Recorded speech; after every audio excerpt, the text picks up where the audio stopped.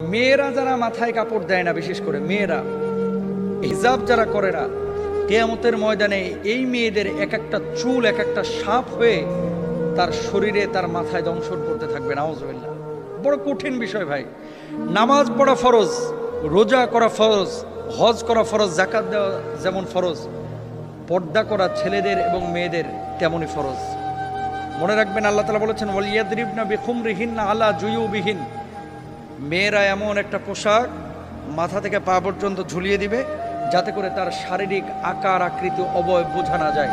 আজকে সামান্য একটু ফ্যাশন করার জন্য, নিজেকে জাহের করার জন্য, প্রেজেন্ট করার জন্য, মানুষের সামনে আমার সিল্কি চুলগুলোকে প্রকাশ করার জন্য আজকে আপনি যে পর্দার খেলাফ কাজটা করতেছেন, এই সিল্কি চুলগুলোই কিয়ামতের ময়দানে এক একটা ওই রাসেল ভাইপারের মতো আক্রমণাত্মক হয়ে যাবে।